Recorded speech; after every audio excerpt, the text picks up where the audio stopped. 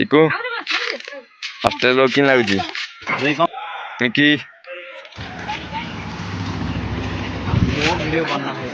ତୋର କରାହବ କରାହବ। ନମସ୍କାର ସାଙ୍ଗମାନେ, ଜୟ ଜଗନ୍ନାଥ। ମୁଁ ଆପଣଙ୍କ ସାଙ୍ଗକୁ ଚରଣ ଆରମ୍ଭ କରିବା ବ୍ଲଗ।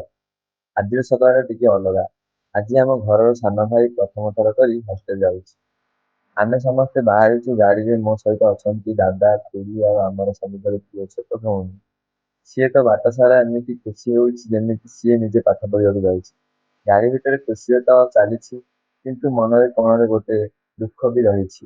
ଭାଇ ଏବେ ଆମ ସବୁ ଦୂରେଇ ରହିବ। ଶେଷରେ ଆମେ ଆସିକି ହଷ୍ଟେଲରେ ପହଞ୍ଚିଗଲୁ। ହଷ୍ଟେଲ ଆଗରେ।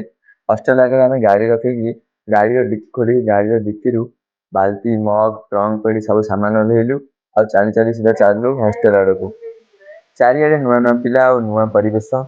ଭାଇର ଆଡମିସନ ସରିଲା ପରେ ଆମେ ତାର ରୁମକୁ ଗଲୁ। ଦାଦା ଆଉ ଖୁଡି ମିଶିକି ତାର ସବୁ ସାମାନ ସଜାଡି ଦେଲେ। ଠିକ ଏଇଠୁ ହିଁ ତାର ଜୀବନର ନୂଆ ଅଧ୍ୟାୟ ଆରମ୍ଭ ହେବାକୁ ଯାଉଛି। ଘର ଛାଡି ପ୍ରଥମ ଥର ରହିବା ଟିକେ କଷ୍ଟ ହେଲେ ବି ବଡ ମଣିଷ ହେବାକୁ ହେଲେ ଏଇଟା ତ କରିବାକୁ ପଡିବ। ତାକୁ ହଷ୍ଟେଲରେ ଛାଡିଲା ବେଳେ ସମସ୍ତଙ୍କ ଆଖି ଟିକେ ଓଦା ହୋଇଯାଇଥିଲା। ଗାଡିରେ ଟିକେ ଖାଲି ଖାଲି ଲାଗୁଛି। ଆମେ ଗାଁ ଅଭିମୁଖେ ବାହାରିଲୁ। ବାଟରେ ପ୍ରବଳ ଖରା, ତେଣୁ ସମସ୍ତେ ଟିକେ କ୍ଳାନ୍ତ ହୋଇଯାଇଥିଲେ। ସେଥିପାଇଁ ଆମେ ରାସ୍ତା କଳରେ ଗାଡିକୁ ରଖିଲୁ ଆଉ ମାଜା ପିଇଲୁ। ମାନିବାକୁ ପଡିବ, ଏଇ ମ୍ୟାଙ୍ଗୋ ଡ୍ରିଙ୍କସ ପିଇଲା ପରେ ଶାନ୍ତି ମିଳିଗଲା। ସାନ ଭଉଣୀ ମିକି ବି ବହୁତ ଖୁସିରେ ମାଜା ଏଞ୍ଜୟ କଲା। ଘରେ ପହଞ୍ଚିଲା ବେଳକୁ ସନ୍ଧ୍ୟା ହୋଇଯାଇଥିଲା। ହେଲେ ଆଜି ଆମର ଆଉ ଏକ ପ୍ଲାନ ଥିଲା। ଆମ ଗାଁରେ ଜଣେ ଦାଦାଙ୍କ ଝିଅର ଜନ୍ମଦିନ ଭୋଜି ହଉଥିଲା।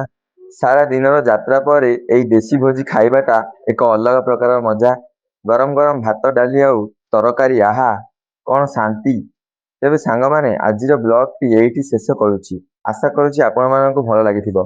ଯଦି ଭିଡିଓଟି ପସନ୍ଦ ଆସିଲା ତେବେ ଲାଇକ୍, ସେୟାର ଏବଂ ସବସ୍କ୍ରାଇବ କରିବାକୁ ଭୁଲିବେ ନାହିଁ।